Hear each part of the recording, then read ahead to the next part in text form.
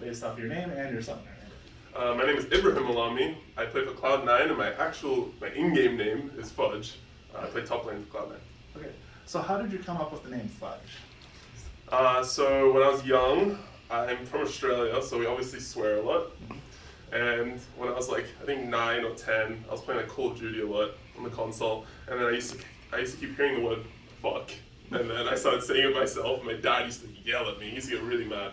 So then me and my brother, we were both swearing a lot at the time, very young, started saying fudge a lot, and then eventually my brother just made a name for me, Fudge Cakey, which was like the full name on like Puzzle Pirates and like all these other Steam games and stuff. And then I just kept Fudge Cakey, and I shortened it to Fudge. Easier to identify and remember. So you said you're from Australia. What other teams have you played for? I played for Mammoth, which was an Australian team. I'm not sure if there's still a team in Australia. In 2019 summer split, I played for Mammoth. That was when I first turned 17, because the age restriction was that you couldn't play unless you're 17 in the main league. And then I got recruited, thankfully, to C9 in January of 2020, right when COVID hit, actually, which kind of sucks. I came to LA and then COVID hit instantly, so I couldn't really do anything in LA. I was just playing games all the time, but I still enjoyed it. Obviously, joining C9. Very privileged, I would say. You have a lot of like people taking care of you, like give managers, everything. And it's not what I was used to. Obviously, back in Australia, much lower, money wise. Yeah, that makes sense. So yeah, it's been a fun time. Cloud9 ever since. Okay, so do you want to talk about the game first, league first? Sure, I can talk about you though. So with the game, obviously as a top laner, you're kind of in this like island, unless your jungler comes. Right. I don't play Cassandra, so I don't know how it works mechanically. But so like, what goes on in your head when you're in that island? I enjoy top lane specifically because it's an island. Because I feel like in other roles you can make like excuses if you lose, right? You can if you beat someone, they can make an excuse like, oh, their jungler was playing better or something like this. In top lane, a lot of it is like really isolated. So if you win 1v1, you like are better than him, Yeah. So it's like a very egotistical like idea, but that's how I feel about playing top lane. I enjoy it because of that reason. Whenever you are isolated, obviously like you're not really thinking about the fact that you're isolated. You're more thinking about how to win. And a lot of like your prep goes into understanding 1v1 matchups and individual matchups, and I feel like 90% of the preparation for a top lane is actually just making sure that you have a good lane situation. So that you're useful in team fights later in the game. Because for the most part, early game, you're not really like affecting other lanes a lot. You're sort of just playing for your own leads. You're CSing or scrapping against each other a little exactly. bit. So obviously with scrims, so we were talking to EG before. He's like, we didn't see the Ashe coming. Right. What were some of the things in scrims that you thought you were going to see that didn't come out, or? That's a good question. I don't think there's anything too much that hasn't been played on stage. I feel like people have been playing basically everything that's been played in scrims. No, there's nothing too crazy. I guess there's Ivan. Ivan is like somewhat popular in scrims, but no one's really playing it on stage, it seems like. Like no one's really highly prioritizing it. We did obviously expect like Renekton Sejuani priority, because that's really popular in scrims recently. I'm not sure if they thought about us picking Kindred Melia. I assume so, considering we played it on stage before. But I don't think their comp was very good against ours, at least not Renekton. I don't think Renekton Sejuani was a good pick. And in terms of Sejuani, but not Renekton. Yeah, there's not enough CC. Yes. I mean, Renekton and Sejuani together, a good early game, obviously, into Kindred. Like 2v2, you can't really win. If like, Cassandra Kindred's never winning against Renekton Sejuani, nothing really is going to beat it early game in terms of scrapping like 2v2s. But in terms of scaling, it's just really hard for them to like have to dive into you. You're getting turbo outranged, and then they also lost early game, which it's just like completely over. Like you lose early game in their comp, it's like you're kind of just going to get ran over, Now, so if you were on EG in that position, you're facing Cassandra. Who do you pick to go against? Like against Cassandra, the biggest counter pick. Darius, Quinn. Realistically, the best counter pick is probably something like Fiora. Okay. Fiora's probably the best counter pick, like 1v1. Purely, but obviously in the game, Fiora can be a little bit worse just because you can't. I feel like she needs a lot of time to get her items. She's usually not good against range champs. Like if I'm playing against Cassandra Kindred, for example, you probably want to play something like Jax.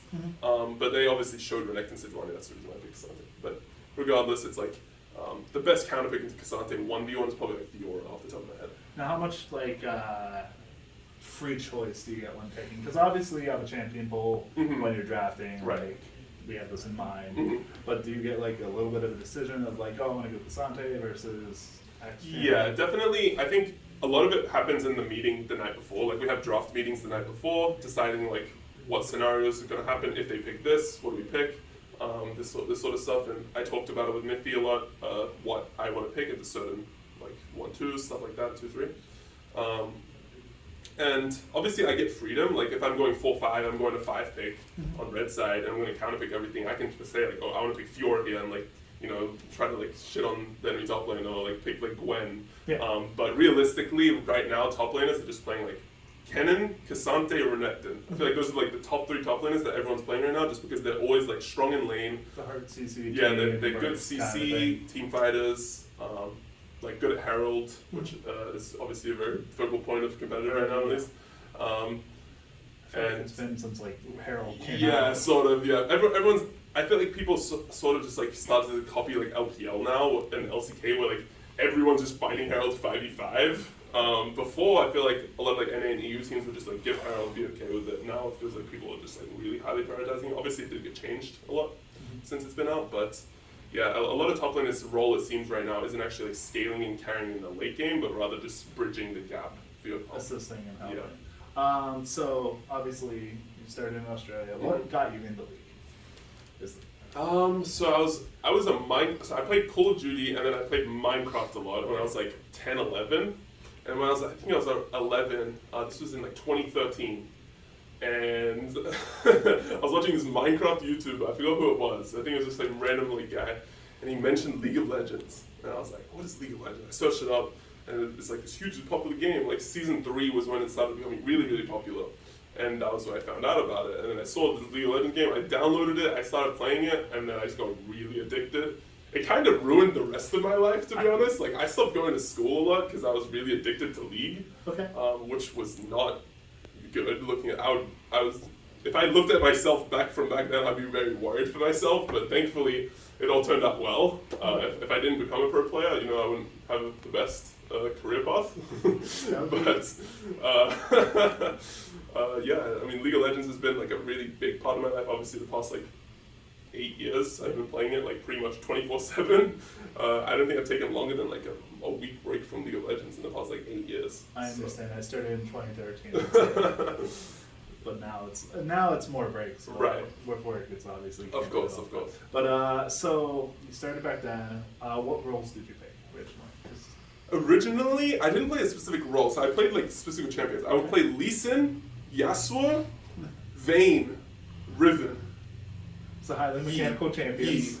I play Yi as well. Yi doesn't count as mechanical. Yeah, Yi was like the first one, I think. I think Yi was like the season 3, season 4 champ, and then like as we got like to season 5, season 6, I started playing like those really highly mechanical champs, and then like season 7 is when I started playing Fiora. Okay. And I was basically a Fiora one trick.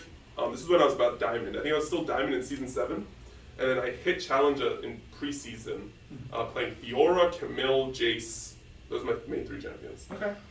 And I was just basically like the classic like no brain fight to the death top laner in solo queue that everyone hates to have on their team.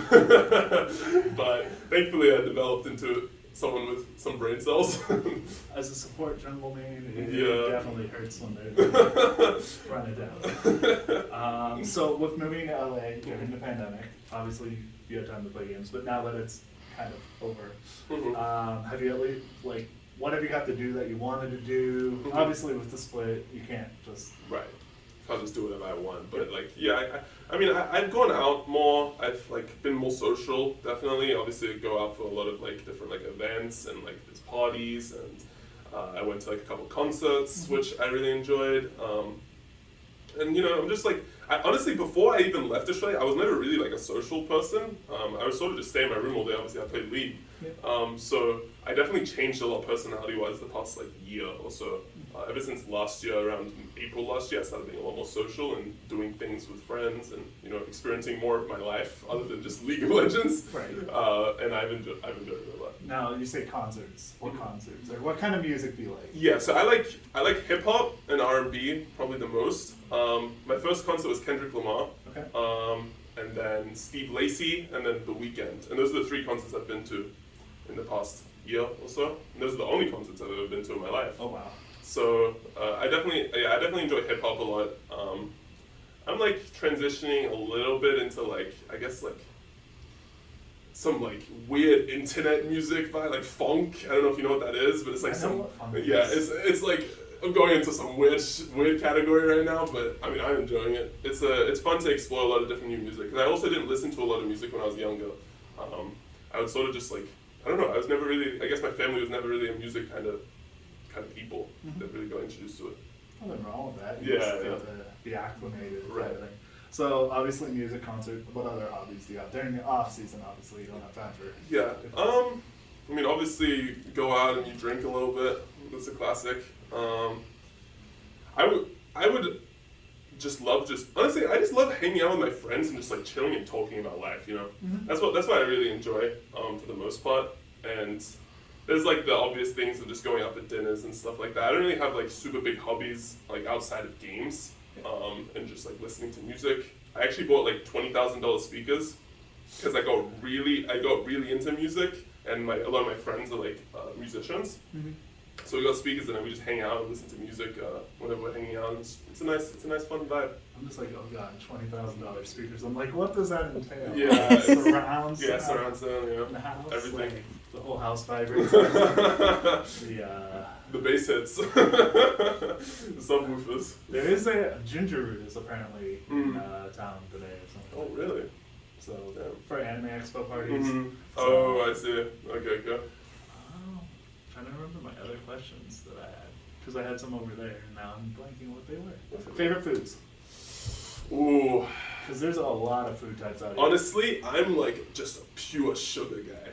Like I am really addicted to sugar, and recently I've been cutting off sugar, and it's really hard. But I'm so addicted to sugar. Like I eat one bit of sugar in my day, and I want sugar like the entire day, and I can't stop the cravings. So what's your go-to sugar? So it's like McDonald's McFlurries. Like I have so much like like when I was like eating my worst, I was eating so much McDonald's every day. I was eating like Taco Bell, Jack in the Box, like I feel attacked. Popeyes, like everything. I mean that's how I was eating, right? And like I was eating those multiple times a day. I was spending like $100 on food on delivery. It's like, damn, bro, I was going crazy. But nowadays I'm like, I think my favorite food to eat probably a really good steak with some really good mac and cheese, and then a nice like creme brulee for dessert. Okay.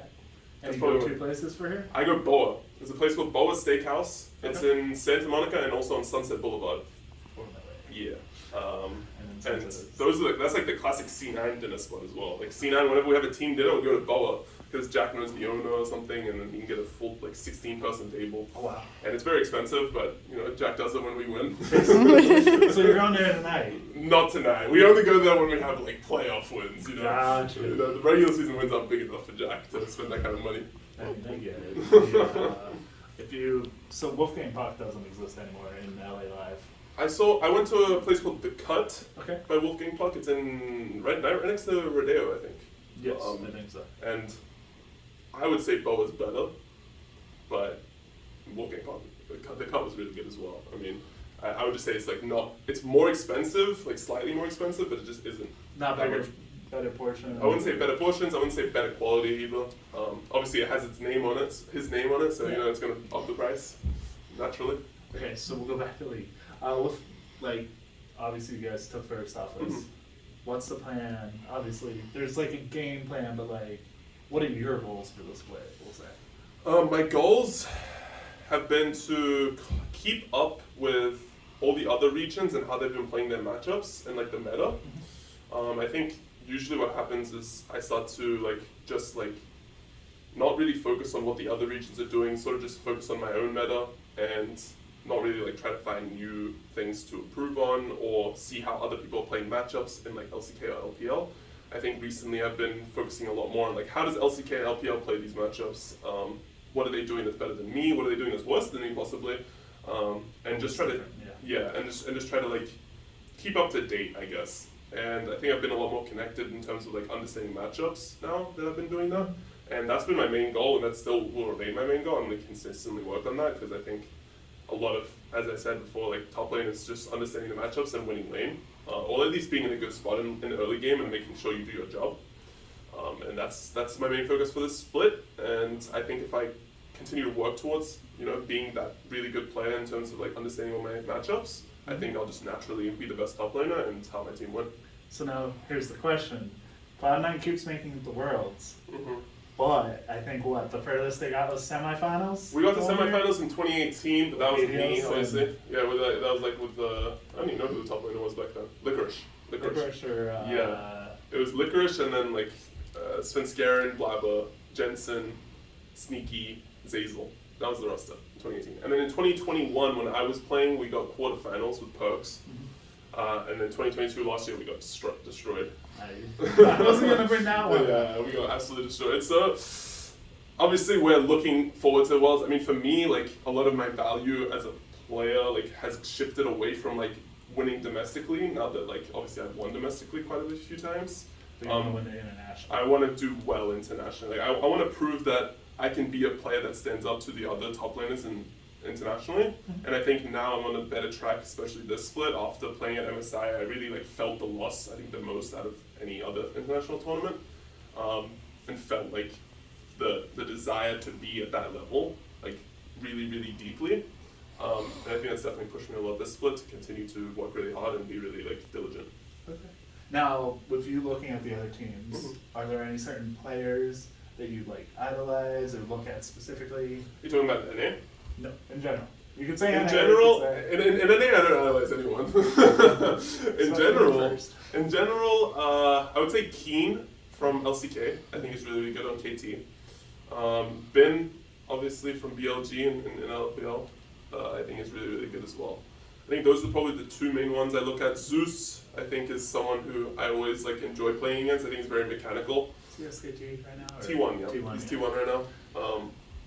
So yeah, probably Zeus, Keen, and Ben. I think are the three main top laners that I would like, if I were to put them, rank them as who are the best top laners in the world. Those are probably my top three in terms of like who I look at. Okay, outside of your role though. It's outside of my role. Chovy. Chovy's always been someone like, oh, this guy always has 12 CS per minute. Like, he's very good. It's like the fundamental part of the game, CSing. Like, that's really important, and he's really good at that. I think when I look at other roles, I guess Ruler's been really consistent throughout his career, and it's just like being at that high of a level for that long in your career is really difficult. I mean, I'm even starting to feel like, oh, I'm starting to like, be okay with just like, being pretty good in my region and being the best in my region, but you have to you get sort of complacent, sometimes you notice yourself like slacking a little bit, and then him being able to just continue to stay at that level. He's like, I gotta be up there. Yeah, it's amazing, right? I know Leah, EG support, I'm blanking right now. Ayla. Right. Said Faker was one of his. Yeah, I mean, obviously Faker is the classic, but for me it's like, I mean, okay. Yeah, Faker is definitely a good answer. I mean, he's been like the Demon King, as they call him, but like a top mid laner. Yeah, I mean, he's been at the top of his role for his entire career. Yeah. So he's also very humble. I think that's what I like the most about him. He's extremely humble, and I'm not. At least in NA, right? But I'm sure deep down he has the confidence that he's the best, but he doesn't feel the need to say it out loud because he just lets his actions speak for themselves, right? Lets his gameplay speak for itself, and I think that's very impressive from a player, especially of that caliber. And it's really hard not to get an ego when you like everyone around you is like, oh, Fake is the best, and then you still don't have an ego. You don't say it out loud. That's amazing, right? So that's definitely a big trait that I guess I admire him for. Good.